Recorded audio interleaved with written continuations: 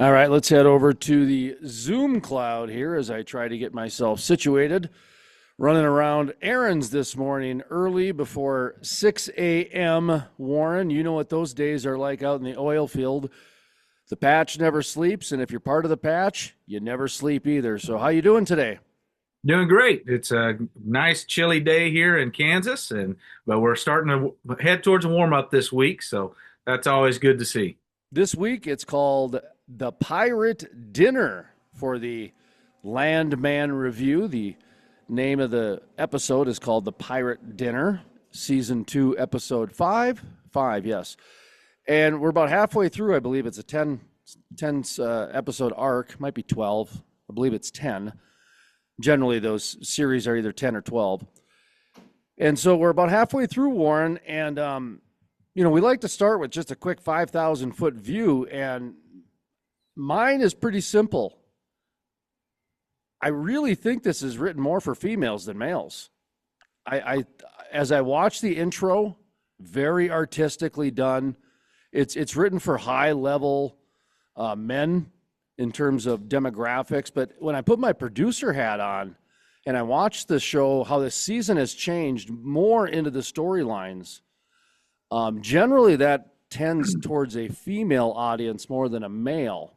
I think that's actually a good thing for the industry, to be honest. And I was curious your thoughts on that. If you had any thoughts, if this show is written specifically for either side or the other. I think it's written for everybody, but I think it leans more towards the female gender. How about you, Warren? Yeah, I think I didn't really have that thought going through, but it's definitely a plausible and You haven't been working in marketing your whole life. Trust but me, when I look at a poster, the demographics go right in my head. Like, okay, that was for a 12 to 18-year-old that goes to school type thing. That's how precise. Anyways, go ahead. yeah, and what did hit me this episode is how everything is kind of turned around. The craziest people on the show became the most normal and the most, you got Ainsley and they put together their pirate dinner, and the pirate dinner becomes the most normal thing, although I got some issues with it, but it became the most normal aspect of the show. And all of the people who are supposed to be the common sense, normal people out there working are the craziest people in the show. And so it kind of flip flopped the script this episode compared to what we've seen in the past. That's a really good insight because my final note actually was the pirate dinner, and there wasn't anything on the pirate dinner really. It was just the lead up to the pirate dinner.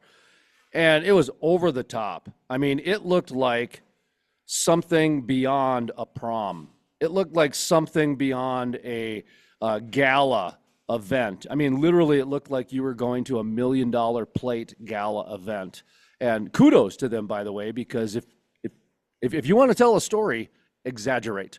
And And I'll say this, yeah, once they started cooking, you see them in the kitchen, they show up with their groceries, they start cooking their meal.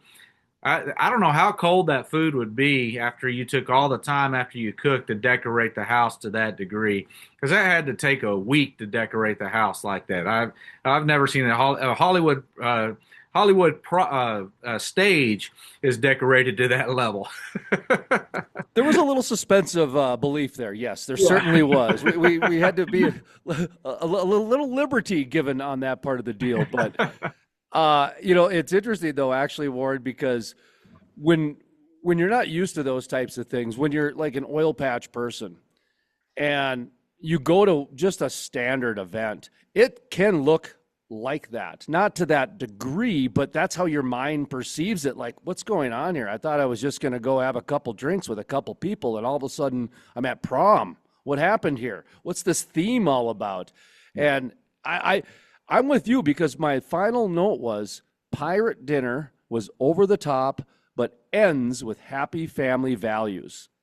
And that was the thing that was so interesting to me was that Sam Elliott's character now has become the centrifugal foundation now with this show in terms of what is normalizing people's values. And I thought that was an interesting twist or an interesting fold that was going to come in there. Here, I thought he was going to be more needing more assistance, more decrepit, if you will. But here he's getting life. He's these girls. This. What did he say? Somebody having fun for just the sake of having fun? Like Yeah. that spoke to me. That Yeah. spoke to me. Well, somebody who works every day, that speaks to you. Somebody who works in the patch, you're working every day. And if you go home for 2 weeks, you're still working there. I mean, you go back and you got projects at home you got to do. You got to catch up with the family. So anyway, that spoke to me a little bit. What'd you make of Sam Elliott's role in this? Yeah, I think that's the only area where I think I would say it's not written towards a woman, from the standpoint of you have throughout the series in various different parts where the young women invigorate old men. And I think that kind of misses the mark of actually hitting women. Maybe I'm wrong on that.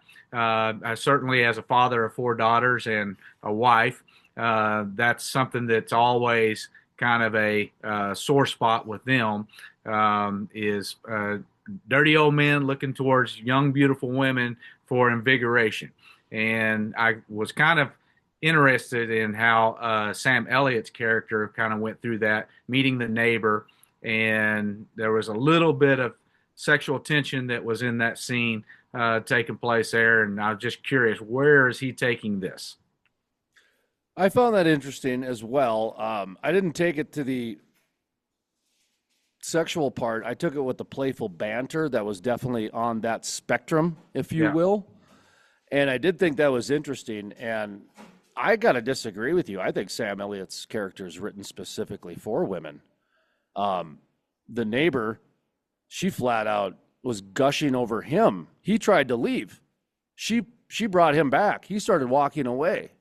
She furthered the conversation, flirted with him. Boy, you should be in movies. Listen to that voice.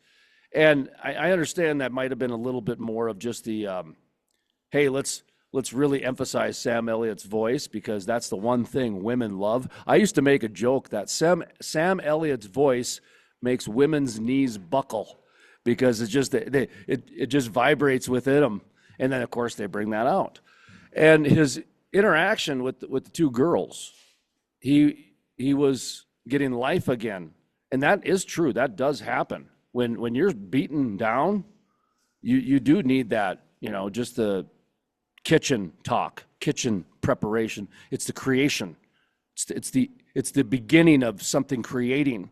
And Warren, you're a lot like me, where we can look at life in pretty black and white terms at times, understanding there's a million colors out there.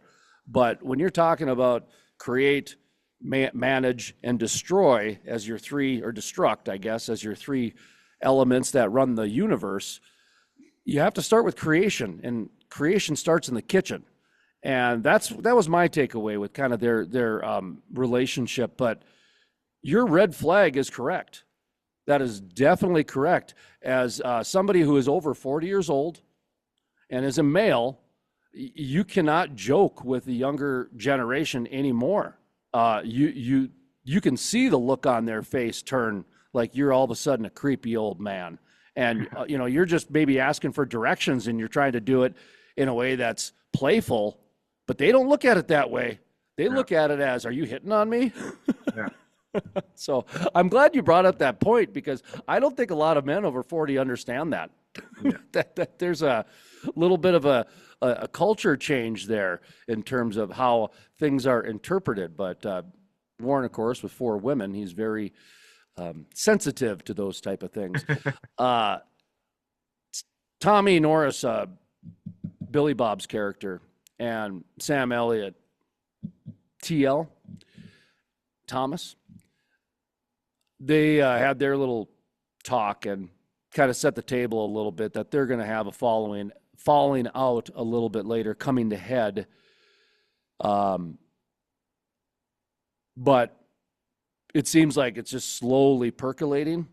That was my takeaway, just from the way the lawyer set it up. Like, what's your father living here for? Can we get him out of here? Tommy says, I'll have him drowned by noon.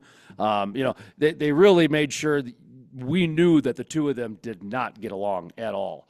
So interesting twist on that as well. What was your thoughts on the father-son relationship? Yeah, I think we're headed towards what I would call a crisis of restoration. And I think that it's a situation between him and his father where Tommy and TL are going to continue to struggle with each other until it comes to a head and it's a complete meltdown. But that meltdown is actually what restores a relationship. And so, crisis to restoration is what I call it in people's lives and it happens pretty common where, love and hate is very similar emotion. Mm-hmm. There's very little difference between love and hate, oftentimes. And I think that that's kind of what that crisis of restoration emphasizes is you're trying to hang on to hate so much that you finally come to that crisis and realize that it's actually love. And I think that's where we're headed with them. I've always framed it as there's a fine line between love and control. Yeah. And I see where hate is in the same quadrant, if you will, of synonyms. I try to be a wordsmith still in my days, Warren. Words still make me happy. Okay, there was a day when words mattered. Now it's emojis. I mean, we're reverting back to the Egyptians, but that's a different day and a different time. At least the Egyptians were smart enough to put their emojis on the wall. We just do ours digitally, so they'll be gone forever. Anyway, all right. So what my notes here, we got the pirate dinner. We got the railroad commissioner joke. Mwah, perfect there. Oh, I got to be a pirate. I guess I'll dress up as a railroad commissioner. Did you catch that joke? Yeah. I think the railroad commissioner even laughed at that, all three of them. Oh, probably.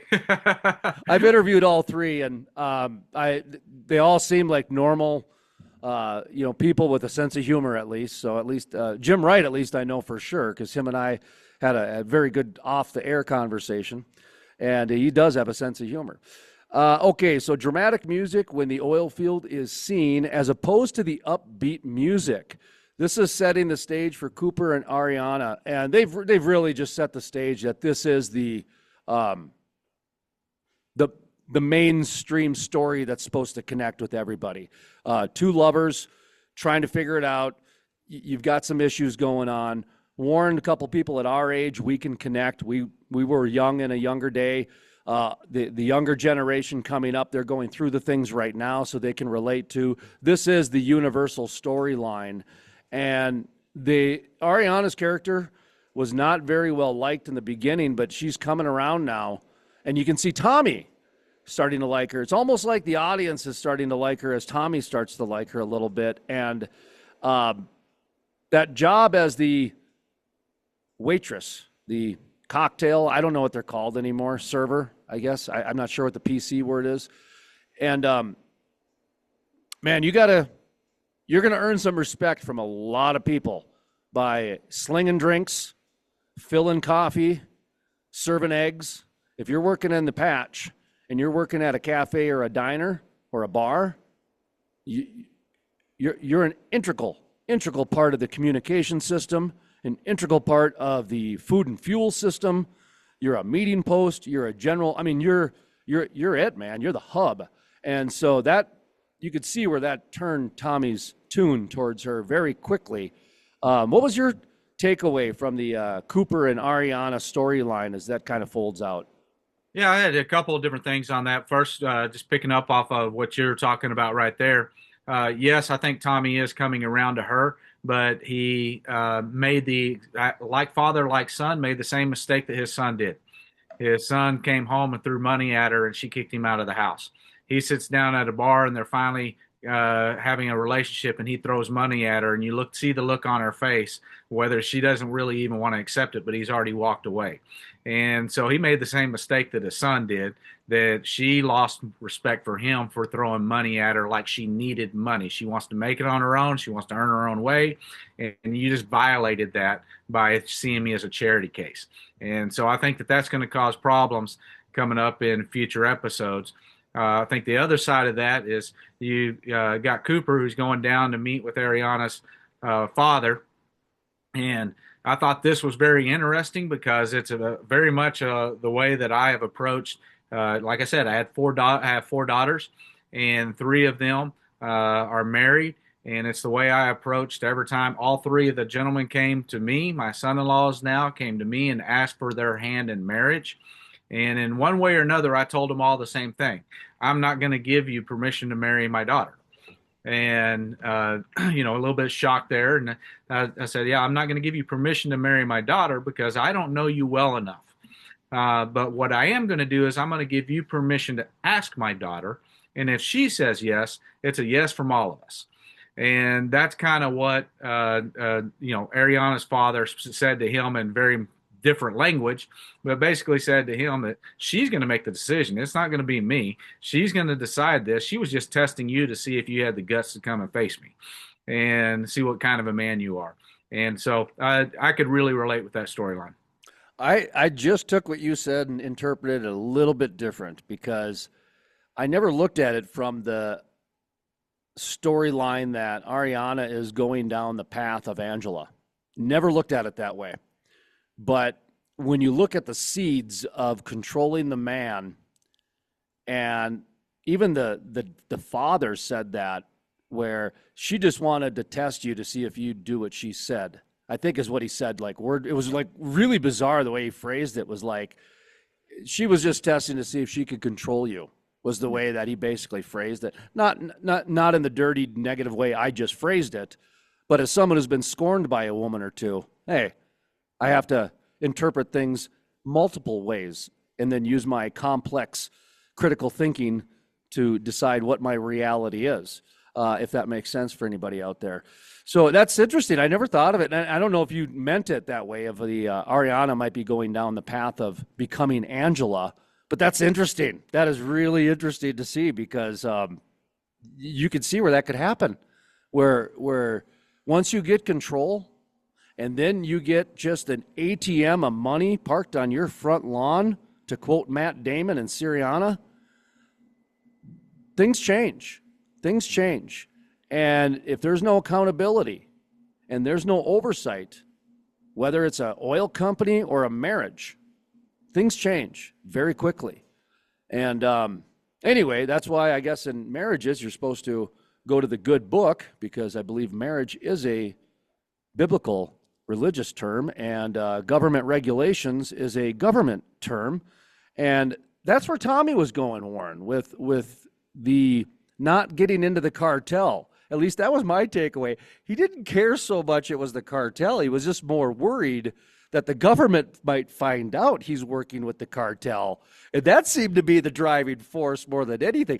Don't get me wrong, he had a problem with the cartel, but he was putting the government regulation above the moral aspect. That's how my takeaway was on what Tommy was trying to do with the cartel stuff. He was trying to get rid of the moral stuff. I get it, but there was so much of the government regulation driving his conversation, Warren. Well, I think that he's in this episode. We found him kind of stuck between a rock and a hard place because earlier in this season, Cammy, Demi Moore's character, Cammy, really nails Tommy down and says, look, you've got to help me put this company together. You got to help me keep it going because I want my husband to be remembered for what he did with this company. And it was really about protecting the reputation of her husband. And then I saw this as, Tommy trying to fulfill that promise to her that he would do that by saying, look, we can't get involved in this. We can't be involved with you because the reason we're doing this is to try and protect his reputation. And then Cammy comes back in and says, I don't care what you think, Tommy, you're going to do this deal. You're going to put the papers together and you're going to sign them. And so he's really caught between a rock and a hard place where I think he was using the government as a reason for not doing the deal, trying to pass some of the blame, but also understanding that if the government gets involved, that ruins Cammy's husband's reputation. And yet you got Cammy on the other side telling him you're going to do this. So she's asked him to do two impossible things: protect his reputation and do a deal with the cartel. And Tommy's kind of stuck in the middle. and the government was kind of a way to try and get out of that didn't work. Do you think that she knows what he is, I guess, the cartel and all that, or um, do you think she's just so blinded by vanity and by vanity I mean reputation that it doesn't matter the means to an end type of a thing? Because the other part that's really interesting that I found in this episode, and I believe this is a make or break episode for a lot of people, because the first four was such a grind, and then they reset the table. And then, like you said, it's almost like they flipped the script on everything and just kind of went forward. And the one thing that they really pushed down on, there's a couple things, but one of them was the men are from women, and men are from Mars, women are from Venus. I forget how it goes, but men and women are very different people. And in the world of business, it becomes a very different place. And last episode, or the 2 episodes ago, it was the banker, the investment banker, was very disrespectful to the owner of the company, who was a woman. And she's getting tired of this. And now she had to put her foot down again, that she's the owner of the company. Tommy's the employee, and they're going to do what she says, and he better make it happen. As impossible as it is. Go get my husband's reputation fixed and keep making a good deal with the cartel. Okay, yeah. Sure. All right, no problem. And so when she flipped out and said, you're going to do this, and then turned around and said, you don't summon me to meetings anymore. They come to me. Now that's J.R. Ewing right there. That is old school CEO capitalism right there, baby. And so it's interesting how they are in many aspects really exaggerating and amplifying this man versus woman dynamic, not only in the household, but now in the workplace, Warren. This is some progressive storyline telling. Yeah. And I think that it also shows a complex world of Cammie's character from the standpoint of the way that scene's set up. Tommy tells her what kind of a man he is, tells him that he's a thug, basically. But then Cammie begins this conversation where she goes, but we're already in business with him. We were in business with him under my husband, and he has the ability to get us out of this mess, and therefore you're going to do the deal. And really kind of Cammie puts her in that position where in the same scene, she's trying to stand on her own and say, you don't summon me to meetings anymore. From now on, the meetings come to me. But at the same time, the reason that she pushed forward, that she began the justification, was my husband was already doing business with him. And since my husband was already doing business with him, then I don't see any reason why we should change. Therefore, let's move forward. So it kind of shows that complex world where she's still putting trust in her husband, who's left her in this horrible situation. How about the dynamic when it came to Galliano, Gallino, Gallino, and I'm horrible at retaining new information these days because I think my thimble is full. But either way, Andy Garcia's character, doing the golf scene. By the way, anybody wants to watch the origin of that golf putter? It's started from Ocean's 11, actually, where Soderbergh wanted Garcia to be doing something normal while being a devious villain. And so they kind of just came up with golf. And the guy who made that putter specifically made it for that scene and everything else. And so now it's in Andy Garcia's contracts that anytime there's a golf scene, this custom putter person gets to make one for the scene and everything. It was a pretty good little story about a putter in Hollywood with Andy Garcia. But his character turned. His character becoming more cartel-like, more I own you with a smile. You know, I mean, let's be honest here, man. I mean, the only thing missing was an apple I mean, this is the Garden of Eden. Andy Garcia is the snake.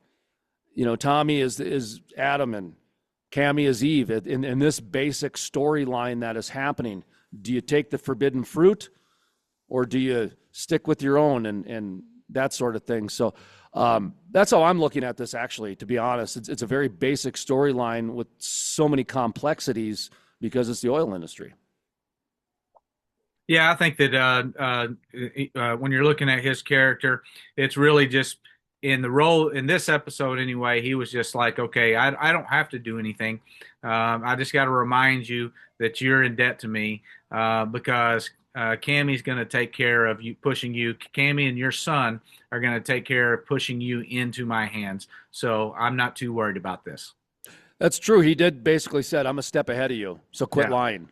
Yeah. Stop lying to me. Stop trying to gaslight me. I'm a step ahead of you. And, yeah, don't worry. You'll be back here next week. Any thoughts on that? No? Good? No, I think that's exactly it. All right. So the next note I have down here in terms of kind of the underlying political storyline, if you will, much like the men and women in the workplace. Rural versus urban, corporate versus small business. That's coming out too, Warren. That is really coming out in here, whether it's none of the roughnecks are catcalling. They're not quote unquote assholes, if you will. Sorry, FCC. I think I can do one per show. And so that's the one. Sorry, Warren, you don't get it. I get it. We've done one so far total in this whole series, but it's white collar people. They're really making sure that the insurance industry, the banking industry, and the C-suite executives are really being villainized here. I mean, really. I mean, the insurance company villain, Shell Company, that came out of nowhere from me. And I'm so glad that Tommy summed it up at the end where he just looked at the guy and he said, we're going to sit down later. You're going to explain this Shell Company to me, because it was masterful. It was absolutely masterful. Your thoughts on the rural versus urban, corporation versus small business, because they're very similar. They're different in some aspects, but they're very similar at the core. Yeah. So I didn't really think in those terms in this regard. The whole insurance scene really kind of messed me up because I didn't understand it from the standpoint of I know what a shell company is, and I know how that way of doing business actually works, and what they explained in the show actually doesn't make any sense whatsoever. And so I'm really kind of curious about it. But what they were talking about is they were talking about what's known as a captive insurance company. And a captive insurance company is where you create your own insurance company, and then instead of paying an insurance company to cover you, you pay premiums to yourself through this shell company, and those premiums are protected in many ways. You can deduct them from your taxes, so it's a way to shelter money, and you basically insure yourself as a company. And some of the major oil companies actually do this. BP famously did this, and they had their captive insurance company. That's where they got their money from to do the Gulf oil cleanup, was from their captive insurance company. And so this is a pretty normal way to do business. And that's what basically he explained, was that you can't get the money because it's in this insurance company where it's a captive insurance company, and you can't just go take the money back from them. Well, that confuses the heck out of me, because if that's where the money is, then why are they about to go to court because they got an insurance claim paid from another insurance company that they put into their own insurance company? And if they're trying to get a well back online that was damaged by a hurricane that came through, then that's what an insurance company is for. So it should make perfect sense that you can pull all that money back out of the captive insurance company. So I don't think the banker's being completely honest here, or someone just really didn't think anyone would think through that whole scene. I think you're looking at a different Warren. I think the banker just said that they're a fraud, that they're doing tax evasion, because You are correct on the captive insurance company. That is a business unto itself, and many corporations have it. Many companies have it. It's not an unusual thing, but within that corporation of the captive insurance industry, I guess within that sector or industry, there are, like anything, you can abuse anything. And so basically what that banker was describing was how they were abusing the system by making it become a tax shelter, by making it become a slush fund, by making it become a liability shield. And so what corporations a lot of times do is they'll do fake or exaggerated risks. Companies that are, insuring things that are extremely unlikely or oddly specific. Back in the old days, Lloyd's of London would do these types of things. A lot of athletes have to get Lloyd's of London insurance because no one else will insure them. A professional wrestler, no one will insure them, so they got to do Lloyd's of London. Marshall Faulk, when he was in college, when he was a sophomore or a freshman, he was projected to be the #1 draft pick. When he was selected in the NFL draft, Lloyd's of London put $1 million insurance policy on each one of his knees. So these are different, there's abuse that can happen. Oh, absolutely. Yeah, go ahead. Sorry. I know about this so much that I just thought, oh my goodness, the way they're explaining this banker just flat out said that, yeah, we're tax evading. We have this slush fund. And this is how we do business. This is quid pro quo, man. This is the new norm, and that's what worried me. No, there's a few things that are a little bit too normal now. Go ahead. Yeah, but that's not exactly what he said. What he said was, we have the money, you cannot access it because it's in this insurance company. Well, if you have the money, you're talking about a well that was damaged by a hurricane. That is the one time you can access that money without raising an eyebrow. That is exactly when you can do it. So that's why I think it's a slush fund, because I'm going, when the problems happen. It's not a slush fund. Either the money's not there or he's lying about how the money is tied up, because this is actually the one time you can access the money from an insurance company without raising an eyebrow. But this is where I'm telling you, this is where the problem comes. And a lot of states operate like this too, where by slush fund, really it's a general fund.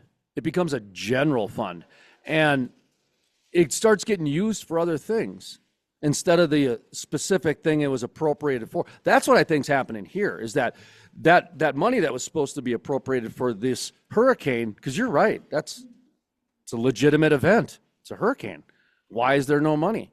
Okay, because we used it for this, and this, and this. That's normal.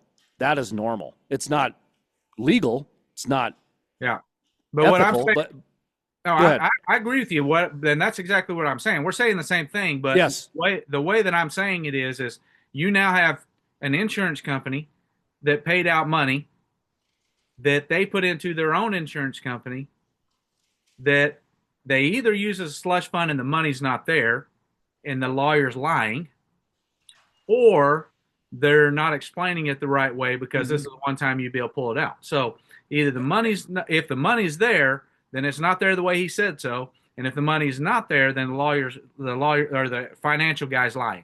Just so you know, we're on the same page here. I just pulled up red flags for captive insurance companies. Number 1, never paying real claims. Real insurance pays claims. Abusive captives don't. So there's the answer to that question right there, that there is a possibility that her husband might not have been as shiny and moralistic as we thought. He was very, very good keeping out of the bedrooms and adultery and affairs. They've set that table that he was none of that. But I think we're going to find out that he might have been a partner in the cartel for all we know. I mean, who knows how deep this goes, Warren? I mean, let's be honest here. I mean, the way I interpreted that banker scene was, we just admitted we're a fraudulent company. Next. So that's how I took that. But anyways, interesting stuff there. Any final thoughts before we go to the next note? Well, it is a TV show, so it can go as deep as Taylor Sheridan wants it to go, and he might not even know that yet.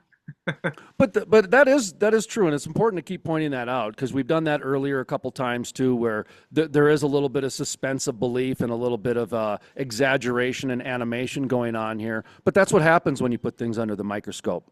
That's what happens. You have to at some point take a look at the core of things, and the father son naivete.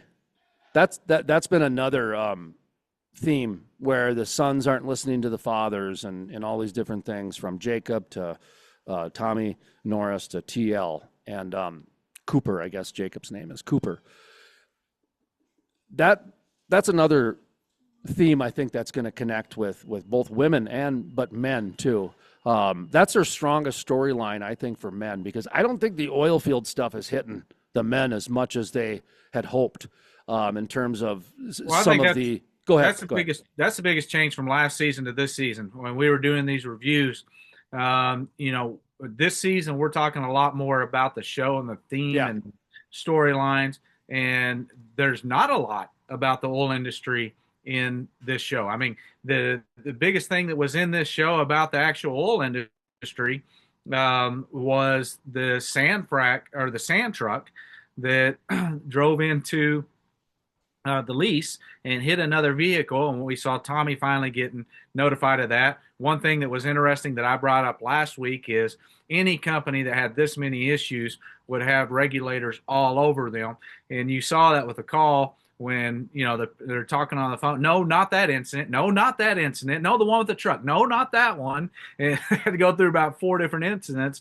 That just doesn't happen with a company in the oil industry. If it does, you're not going to be in business for very long. But, really the only thing that we talked about or that we could talk about from the oil industry is I brought up last week. I'm not sure I didn't know what kind of truck that was. Found out this episode that it's a sand truck that was doing 60 miles an hour down a lease road. Sheriff calls up Tommy, and Tommy goes off and says, "It's my road. We can go as fast as we want. I'll put a 65-mile-an-hour sign up there tomorrow." And might have been the line of the show, by the way. Absolutely, I laughed out loud at that. But go ahead.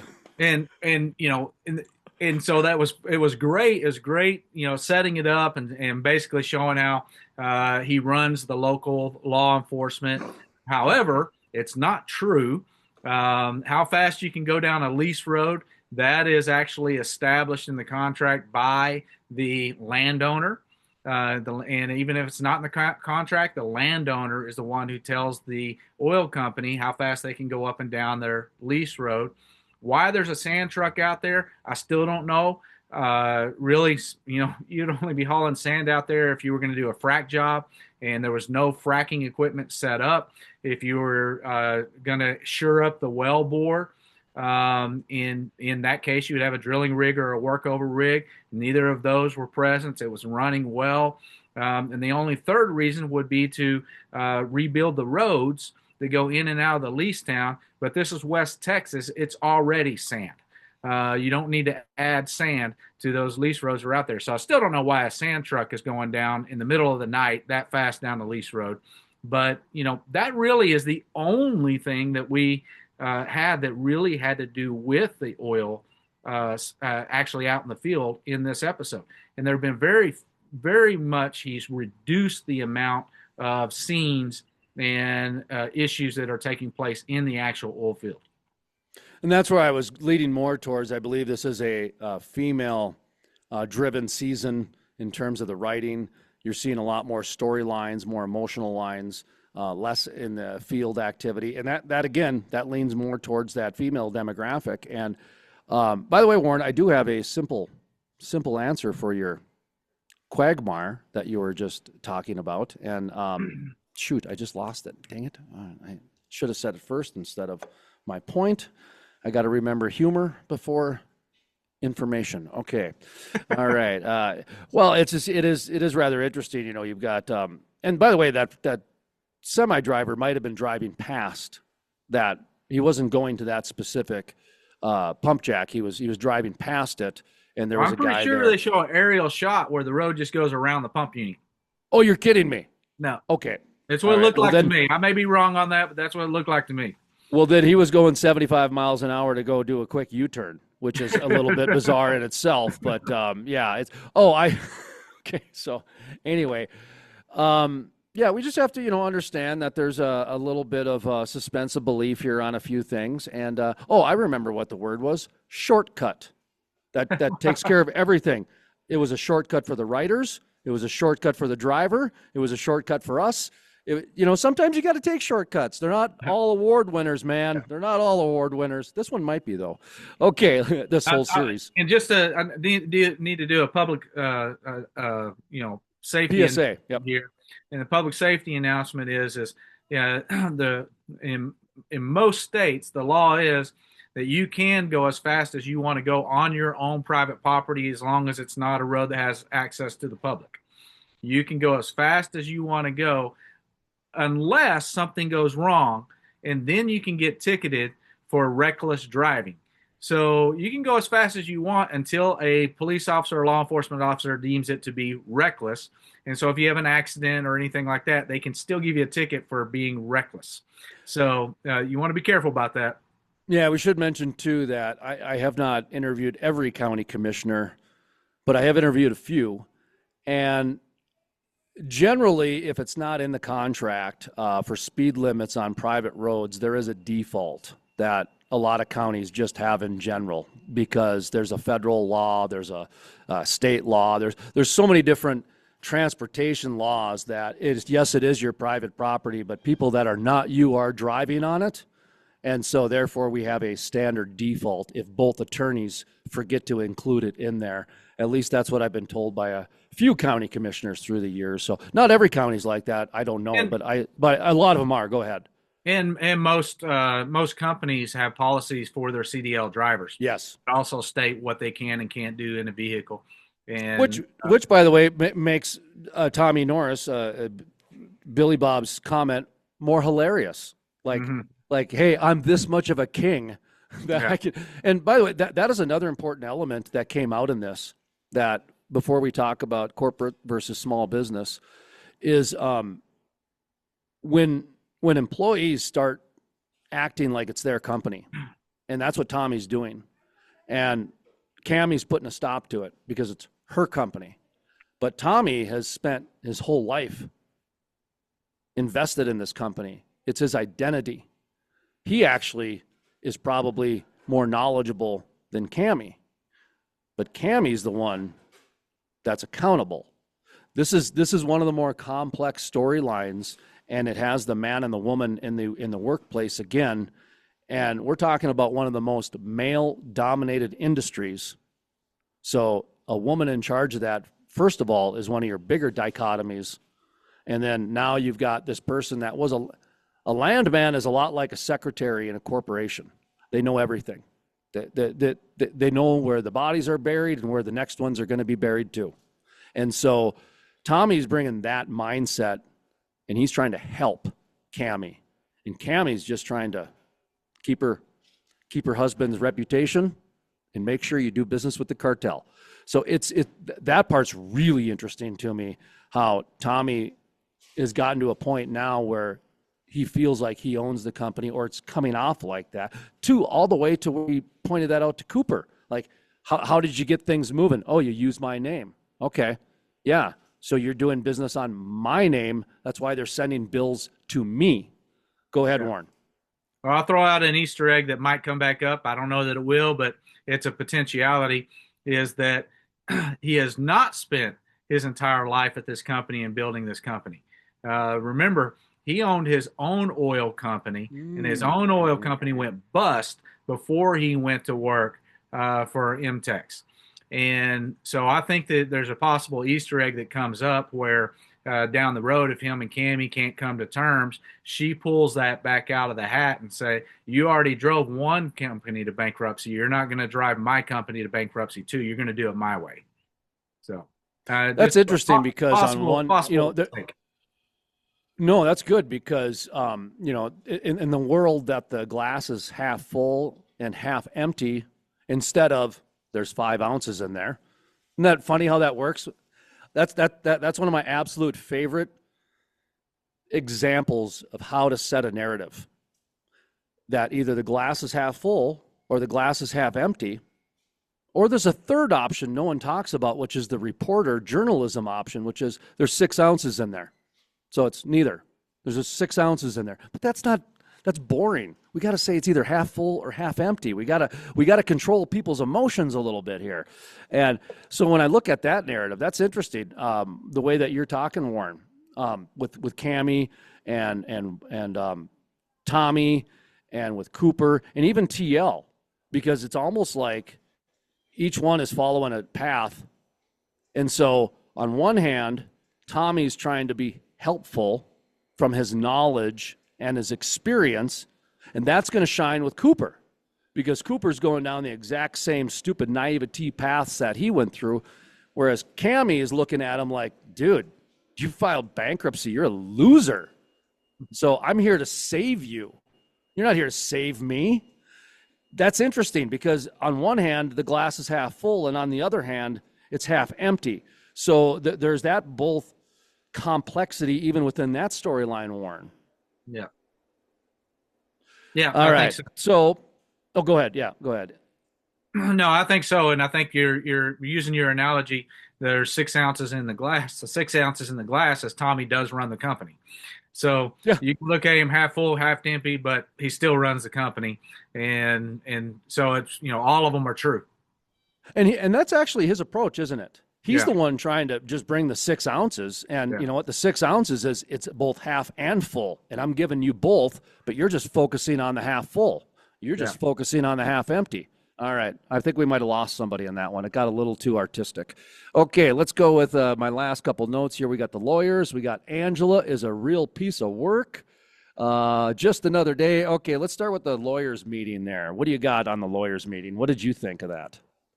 I think it was again last time we saw that the MTEX lawyer could kind of cut loose, and she had come in domineering, then she could cut loose. Now she's put in her place, and so they underestimated her. Now she underestimated them, and kind of put her in her place in that situation.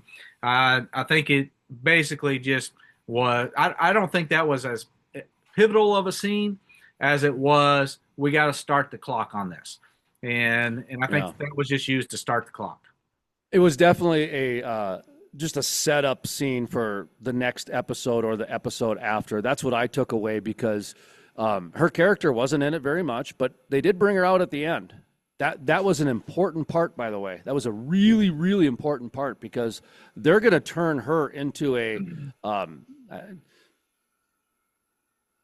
we used to call them good guys and bad guys, but I'm trying not to use the word guys anymore. So heroes and villains. There we go.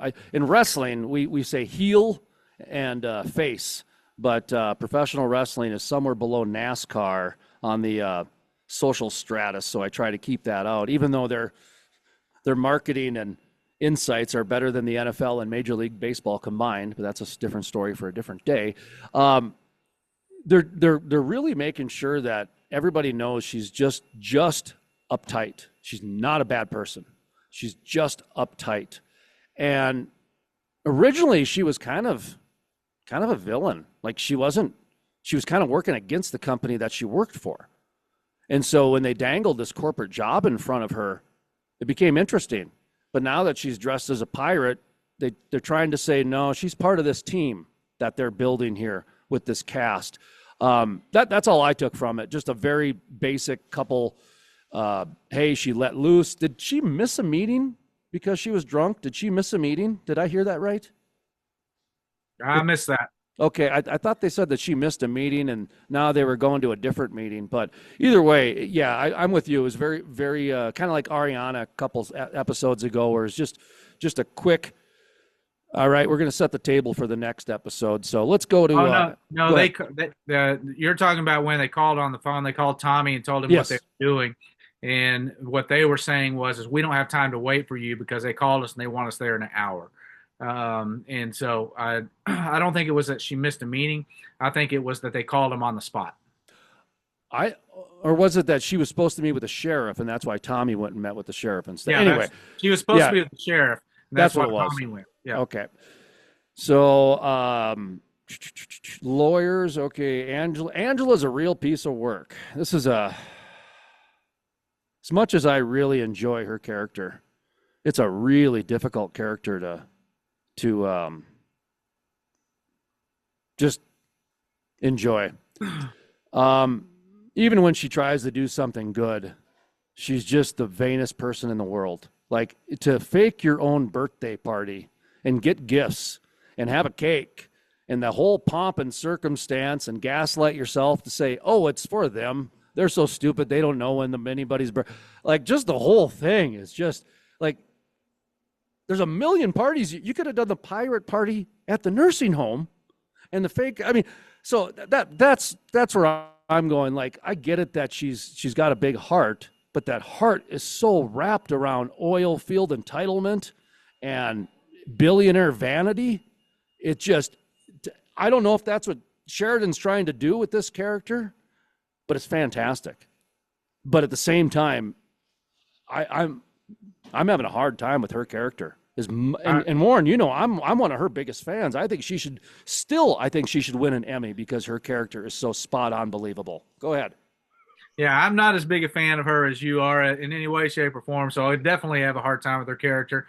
But I think her character comes down to just very simple.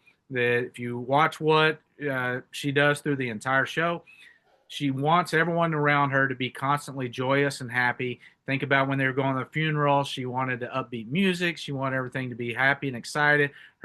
She is her daughter as a cheerleader, but a cheerleader in life. And she just wants everybody to be happy. And her ultimate conclusion is that the only way everyone can be happy is if they're focused on me. And so that's what you see happening at the nursing home. It's my birthday. As long as they're focused on me, they're happy. That's what you see at the end, I think, when you see the lawyer coming out dressed up as a pirate. That everybody's got to be focused on me and what I want. And when everyone's focused on me and what I want, then everybody's happy because I'm happy. And I think that's the shallowest character I've ever seen in my life.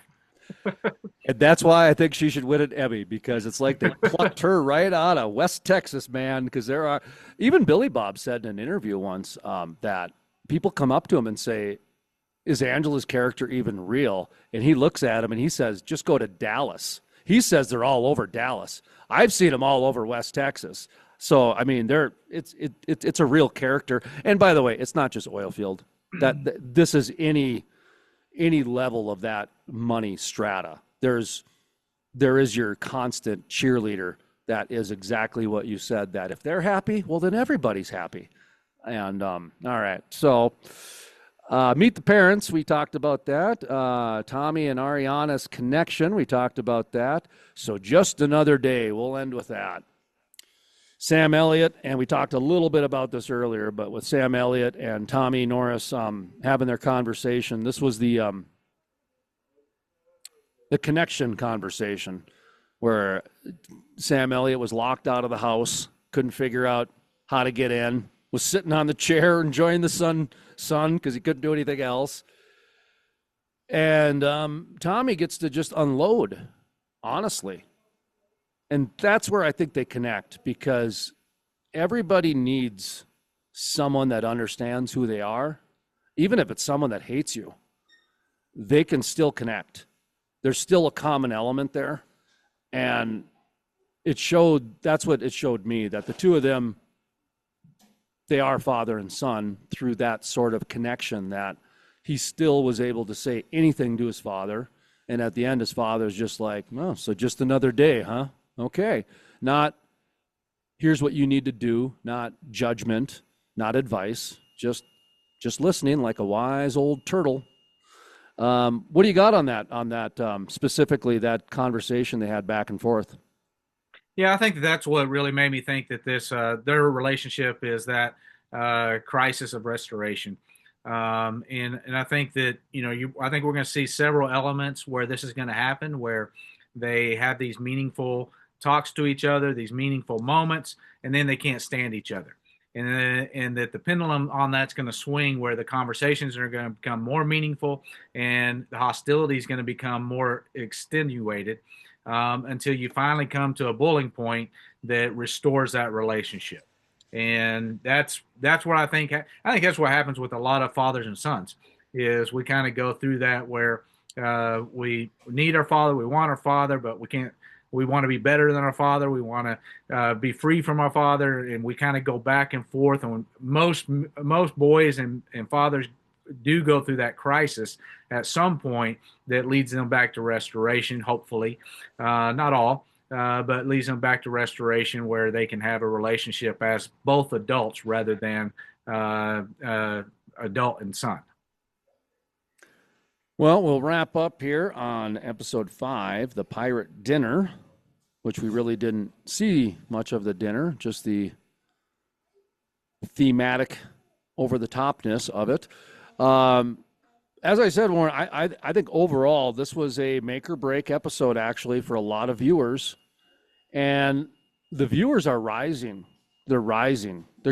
Landman's getting more viewers than they had last season because of the more complex storylines, and I believe it's bringing in more females than they had last season, and I think that's what's growing this particular franchise.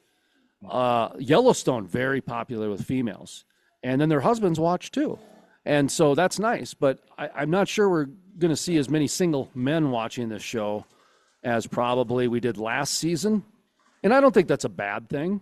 I think that's a good thing for the industry because, as you and I both have said, any exposure in a positive light that gets people talking about it is positive.